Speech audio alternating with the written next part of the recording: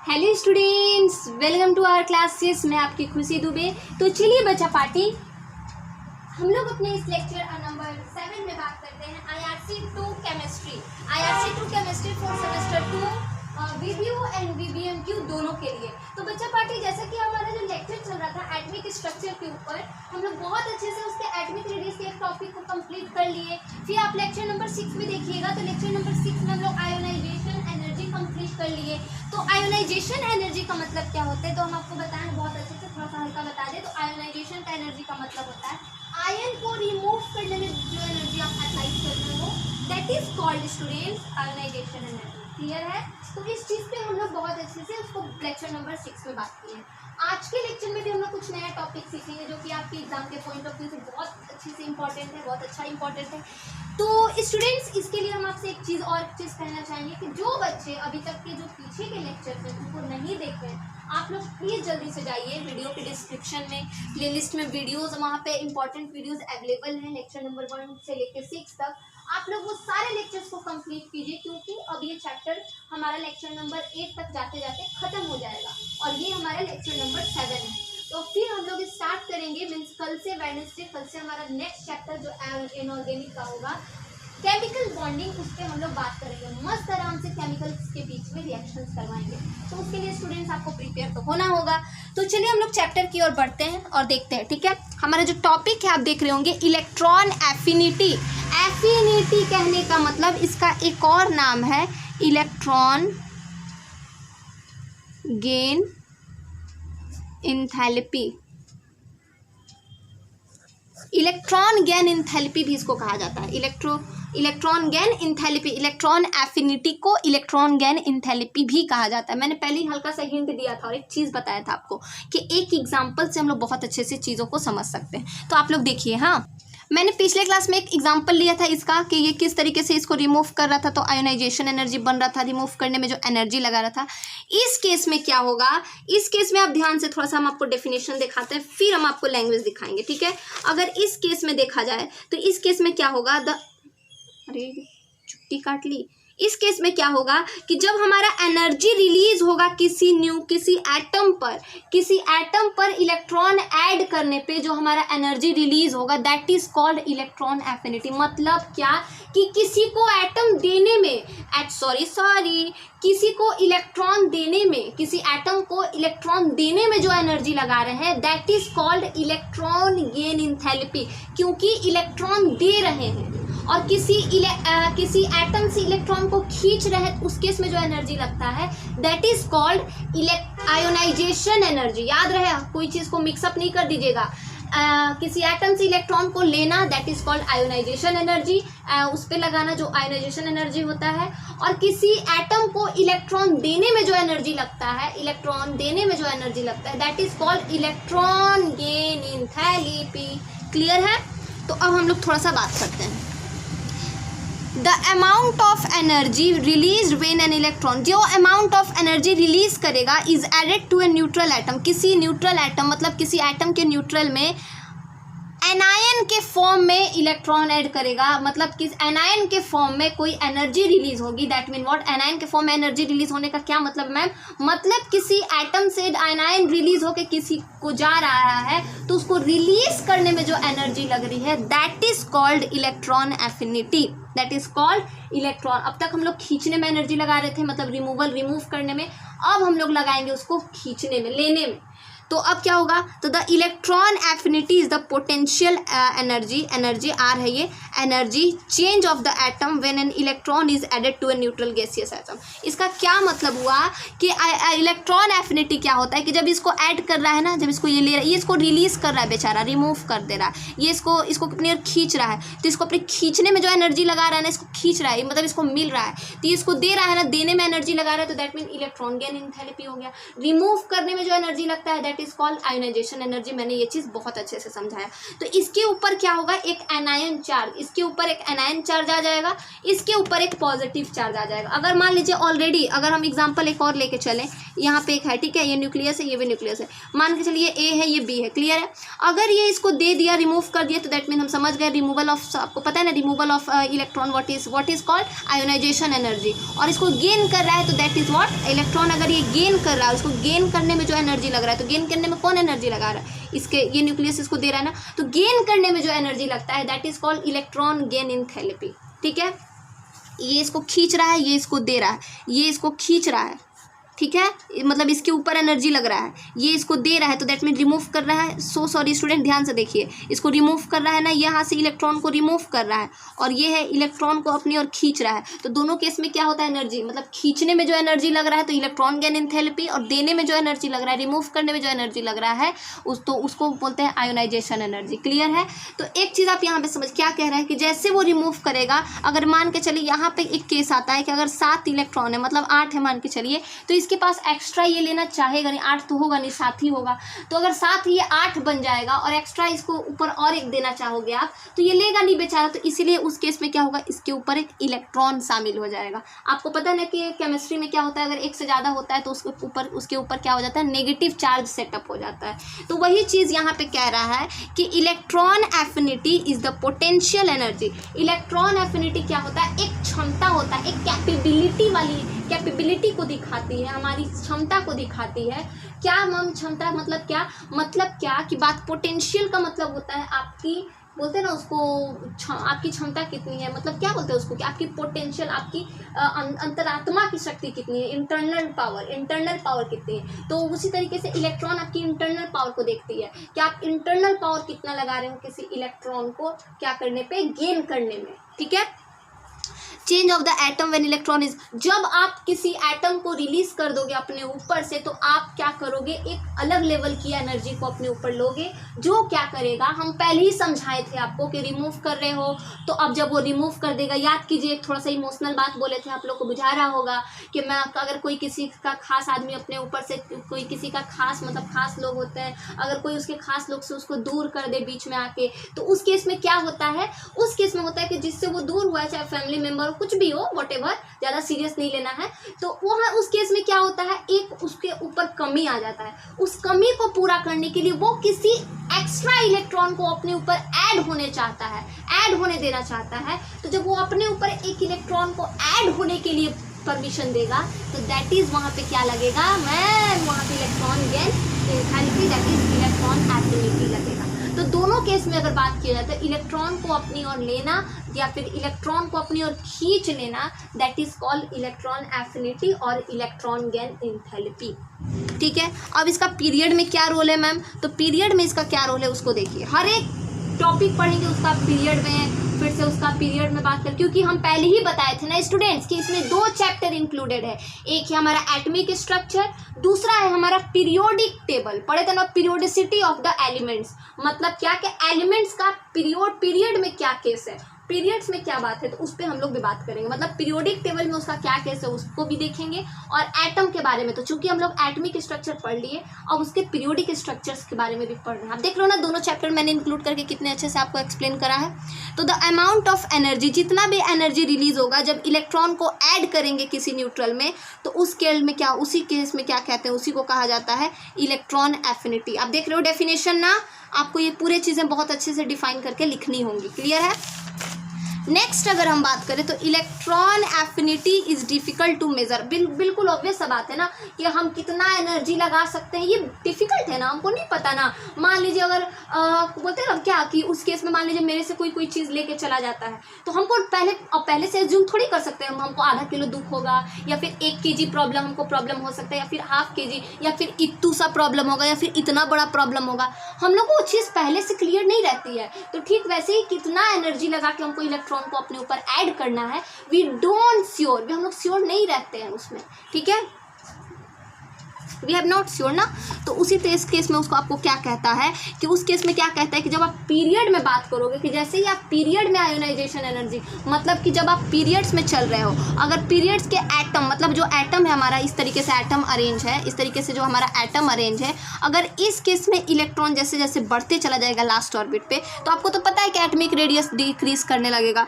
Ionisation का मतलब होता है इलेक्ट्रॉन जैसे जैसे, क्योंकि आप जैसे जैसे यहाँ पे बढ़ेगा, ध्यान से समझिए, अब आपको मजा आएगा कैसे, देखिए ये न्यूक्लियस है, न्यूक्लियस है, ठीक है। यहाँ पे मान लीजिए 2 है, मान के चलना है, हम ये नहीं कह रहे कि यही होगा, नहीं, 2 है, यहाँ पे मान के चलिए 3 है, यहाँ पे मान के चलिए 4 है, यहाँ पे मान के चलिए 5 है। हम आपसे एक बात बताइए कौन वाले atom A B C D चारों में से सबसे पहले आप किसके इलेक्ट्रॉन को बहुत ईजिली रिमूव कर सकते हो? मैम ए के एलिमेंट को। अब बताइए बी और सी में किसको कर सकते हो? मैम बी को, फिर सी को, फिर सी डी के एलिमेंट को। मतलब क्या कि इस पे 2 है तो आसानी से आप हटा सकते हो एक को, इस पे 3 है तो आसानी से एक हटा सकते हो, इस पे 4 है तो फिर आसानी से बोल रहे, सॉरी, इस पे 2 है तो आप आसानी से हटा सकते हो, इस पे 3 है तो आपको हटाने में प्रॉब्लम होगा, ये होगा तो इस पे भी हटाने में प्रॉब्लम होगा, ये होगा तो इस पे भी हटाने में प्रॉब्लम होगा। मतलब जैसे नंबर ऑफ इलेक्ट्रॉन्स बढ़ते जाएंगे हमारे लास्ट ऑर्बिट पे, हमारा इलेक्ट्रॉन को रिमूव करने को, ध्यान से समझिए, इलेक्ट्रॉन को रिमूव करने में क्या होगा, बहुत ज़्यादा प्रॉब्लम होगा। और बहुत ज़्यादा प्रॉब्लम होने का मतलब क्या हुआ कि हमारा जो आयोनाइजेशन एनर्जी होगा वो क्या हो जाएगा, एनर्जी ज़्यादा लगने लगेगा, मतलब एनर्जी ज़्यादा लगने लगेगा। और जैसे, ध्यान से समझिए, एनर्जी ज़्यादा लगने, बी को ज़्यादा एनर्जी लगेगा ए से, सी को ज़्यादा हटाने में, और ठीक जैसे ही अगर इसके घटते जाएगा, आयोनाइजेशन का केस तो समझ में आया। और जैसे आप आसानी से एक इलेक्ट्रॉन लॉस करके आसानी से एक इलेक्ट्रॉन लेना चाहते हो, इसके ऊपर ये तो समझ में आया आयोनाइजेशन एनर्जी का। अब गेनिंग का बात कर रहे हैं, तो ये इसको आसानी से आप एक इलेक्ट्रॉन इसको आप आसानी से नहीं दे सकते हो। क्यों नहीं दे सकते हो? क्योंकि इसको 2 में इसका पेट नहीं भरेगा, इसको और अभी 2 4 5 चाहिए। वो डिपेंड करता है कि आप कौन सा सेल या ऑर्बिट लिए हो। इसको आप कहोगे मैम 3 है 2 5, इसको 6 दे देंगे तो इसका ऑक्टेट पूरा हो जाएगा। लेकिन मैम जैसा कि देखा जाए इस पर 4 है तो इसको 2 का देने का जरूरत पड़ेगा।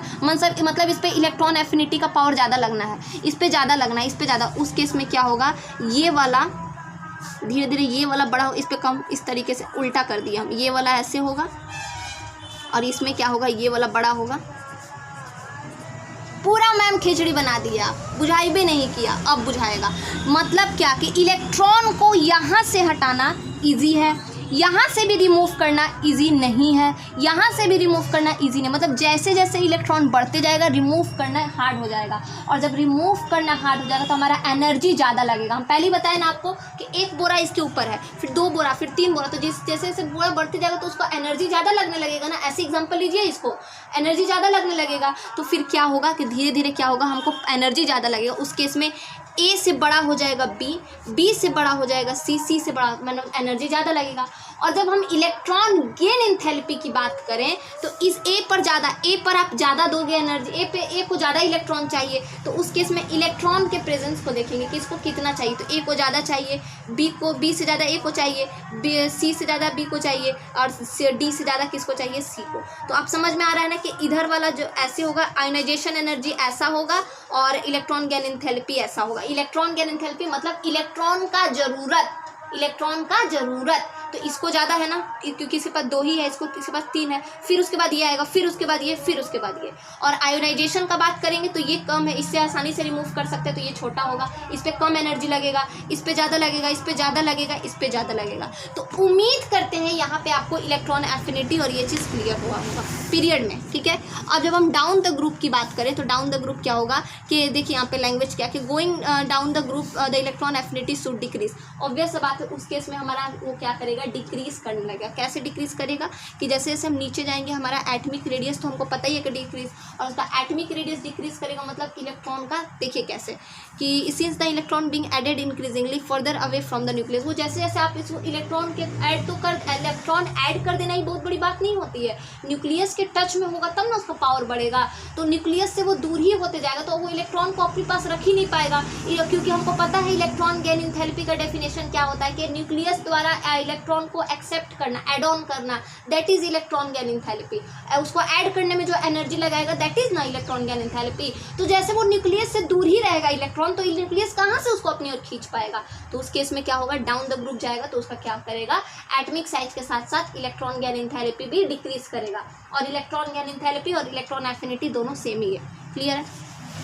तो यहाँ पे आप क्या देखोगे कि in uh period as we remove from left to right the atomic size decrease. हमको पता है कि एटॉमिक साइज, हम बार बार समझा है इस चीज़ को, due to the increase is nuclear force, क्योंकि न्यूक्लियस का जो फोर्स हम बार बार समझा रहे थे ना कि जैसे जैसे इलेक्ट्रॉन बढ़ते जाएगा और न्यूक्लियस अपना फोर्स लगा उसको सिकुड़ते जाएगा, और उस केस में क्या हो जाएगा हमारा, hence the electron gain enthalpy. और उस केस में इलेक्ट्रॉन जो होगा हमारा क्या होगा, और एक्स्ट्रा, हम बार बार बता रहे थे ना कि इलेक्ट्रॉन और दो और दो और दो, और इलेक्ट्रॉन गेन एंथैल्पी उस केस में क्या कर जाएगा हमारा, इंक्रीज करते जाएगा। मतलब जितना ज़्यादा इलेक्ट्रॉन आप दे सकते हो, हम अभी समझाएं ना आपको, यहाँ पे क्या समझाएं कि जितना ज़्यादा इलेक्ट्रॉन, यहाँ पे समझाएं ना आपको, आप ये तो ये वाला है ना कि जितना ज़्यादा इलेक्ट्रॉन आप उसको दे सकते हो। ठीक है, तो कंफ्यूज मत कीजिए, क्योंकि जितना ज़्यादा वो खींचेगा आप टी और, तो उतना ज़्यादा होगा। आप देखोगे यहाँ पे दो ही है, हम अभी समझाया ना आपको, ये था इलेक्ट्रॉन गेन एंथैल्पी का, ये एक उसको खींचते जा रहा है लेफ्ट, उसको पूरा एकदम खींचते जा रहा है। तो लेफ्ट टू राइट जाने में ध्यान से देखिए, ये वाला लेफ्ट टू राइट जाने पूरा उसको खींचते जा रहा है। जैसे जैसे नंबर ऑफ इलेक्ट्रॉन बढ़ेगा न्यूक्लियस खींचते जाएगा, और दो, वो पूरा लालची टाइप हो जाता है ना, इसीलिए तो उस केस में होता है। अब फैक्टर्स क्या इफेक्ट कर रहे हैं, कंफ्यूज नहीं करिएगा, वीडियो को बहुत अच्छे से देखिएगा। हम फिर से अगर एक बार एक्सप्लेन कर दें तो देखिए, जब हमारा पीरियड में जाएगा तो इलेक्ट्रॉन एफिनिटी का केस क्या होता है कि उसको इलेक्ट्रॉन का ज़रूरत होता है, तो न्यूक्लियस के थ्रू उसको चार्ज लगना चाहिए। बट अगर न्यूक्लियस मान के चलिए वो दूरी, क्योंकि पीरियड में अगर बात कर रहे हैं तो जैसे जैसे नंबर ऑफ सेल तो बराबर रहेगा, क्योंकि अगर मान लीजिए पीरियड 2 की बात करें तो नंबर ऑफ सेल भी 2 ही रहेगा, पीरियड 3 की बात करें तो नंबर ऑफ सेल भी 3 ही रहेगा। तो जैसे जैसे हम बात करेंगे तो उसमें सेल तो हमारा सेम ही रहेगा। तो अगर उसमें हम बात करें हमारा इलेक्ट्रॉन एफिनिटी का, तो इलेक्ट्रॉन क्या होगा, वो जैसे जैसे न्यूक्लियस की ओर इलेक्ट्रॉन चलते दबते जाएगा उसको और चाहिए होगा। क्योंकि मान लीजिए अगर मेरे ऊपर 2 ही है तो हम आपको क्यों देंगे, आपसे रिमूव ना करेंगे बच्चा पार्टी। हम बारी समझाए थे ना कि इलेक्ट्रॉन ए और बी का एटम ए और बी का एग्जाम्पल लिए थे ना, ए से इलेक्ट्रॉन को हटाना ईजी था, लेकिन साथ जो बी पर 7 इलेक्ट्रॉन था उसको हटाना हार्ड था ना। तो वो 7 था, सातों सिकुड़ रहा था, वो एक को खींच रहा था। तो एक बात बताइए, ए का इलेक्ट्रॉन गेन एंथैल्पी बड़ा होगा तो बी का, तो मैम बी का बड़ा होगा। फिर उसके बाद अगर सी कोई एटम ले लिए तो किसका बड़ा होगा, तो मैम सी का बड़ा होगा। फिर डी ले लिए उसके बाद तो किसका बड़ा होगा, तो मैम डी का बड़ा होगा, क्योंकि वो लालची हो जाता है, वो खींचेगा। ठीक है, और रिमूव वाला में तो आप समझ ही रहे होंगे, रिमूव वाला में क्या होगा, तो खींचेगा तो वो दे रहा है बेचारा, उसको एक्स्ट्रा चाहिए। तो वो ऐसा नहीं है कि ABCD के केस में वैसे ही। अगर हम डाउन द ग्रुप की बात करें तो डाउन द ग्रुप में क्या होगा, अगर ABCD, इसी ABCD को अगर हम इस केस में लिख देंगे ना, इसी ABCD को अगर हम इस केस में लिख देंगे ABCD, तो उस केस में क्या होगा ना, इससे ज़्यादा पावरफुल, इससे ज़्यादा पावरफुल, इससे ज़्यादा पावरफुल ये ना होके इससे ज़्यादा पावरफुल ये होगा, इससे ज़्यादा ये होगा, इससे ज़्यादा ये होगा। मतलब जैसे जैसे जाएगा डाउन द ग्रुप उसका डिक्रीज करने लगेगा, क्योंकि ये तो बड़ा है नंबर ऑफ सेल ही बढ़ते जाएगा तो वो न्यूक्लियस से दूरी बढ़ते जाएगा, और दूरी बढ़ेगा तो इंटरमॉलिक्यूलर फोर्स ऑफ अट्रैक्शन, मतलब न्यूक्लियस और इलेक्ट्रॉन के बीच का जो अट्रैक्शन है वही खत्म हो जाएगा। और वही खत्म हो जाएगा तो वो क्या करेगा, एक्स्ट्रा इलेक्ट्रॉन को खींच ही नहीं पाएगा। तो उस केस में क्या होगा, इसका जो है आयोनाइजेशन एनर्जी और इलेक्ट्रॉन गेन एंथैल्पी क्या होगा, डिक्रीज करने लगेगा।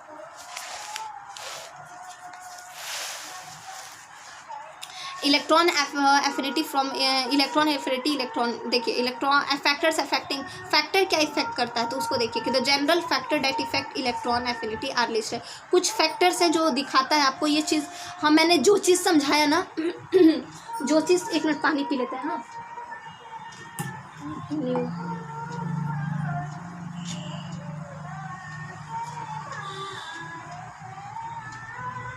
तो अगर हम स्टूडेंट्स बात करें कुछ फैक्टर्स जो आप देख रहे हो कि इलेक्ट्रॉन एफिनिटी, हम पहले ही बताया कि एटॉमिक साइज डिक्रीज करेगा तो इलेक्ट्रॉन एफिनिटी इंक्रीज करेगा, क्योंकि जैसे जैसे एटॉमिक साइज उसका घटते जाएगा तो इलेक्ट्रॉन और बढ़ते जाएगा।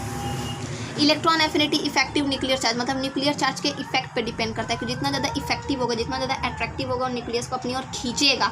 क्लियर है। अगर हम रिएक्टिविटी की बात करें, और एक और चीज़ आप स्क्रीनिंग इफेक्ट देख रहे होगे, मतलब शेप का इफेक्ट, उसका शेप भी मेज़र करता है। ठीक है, कि किस तरीके से इलेक्ट्रॉन्स उसके ऊपर प्रेजेंट है।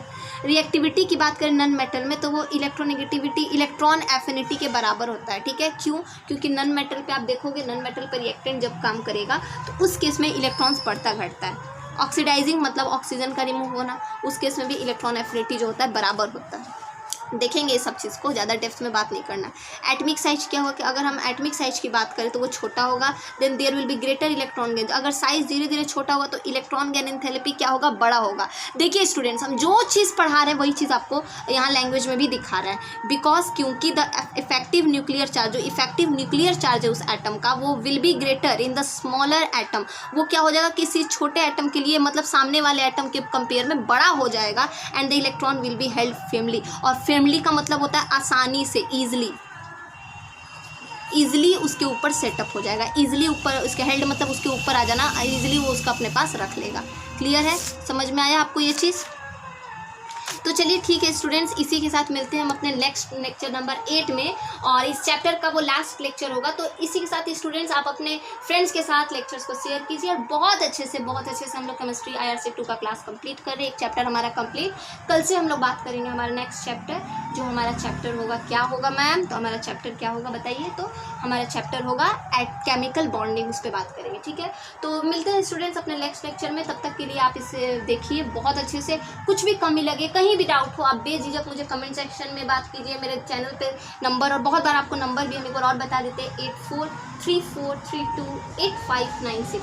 इस नंबर पे मेरे से कांटेक्ट कीजिए, मैसेज कॉल कीजिए, ठीक है, और मेरे से बात करके अपने डाउट्स क्लियर कर लेंगे। यार हम एक चीज़ और बोलेंगे कि नोट्स के लिए डोंट वरी, नोट्स अगर कोई बच्चे लिख पा रहे हैं तो ठीक है, नहीं तो आप मुझे कमेंट सेक्शन में बोलेंगे कि हाँ मैम चाहिए, और मुझे पर्सनली उस नंबर पे अपने नाम के थ्रू मैसेज करके मेरे से नोट्स इस चैप्टर का ले लेंगे। ठीक है, तो चलिए ठीक है, फिर मिलते हैं अपने नेक्स्ट लेक्चर नंबर 8 में। तब तक के लिए आप बहुत अच्छे से रहिए, खुश रहिए। जय हिंद।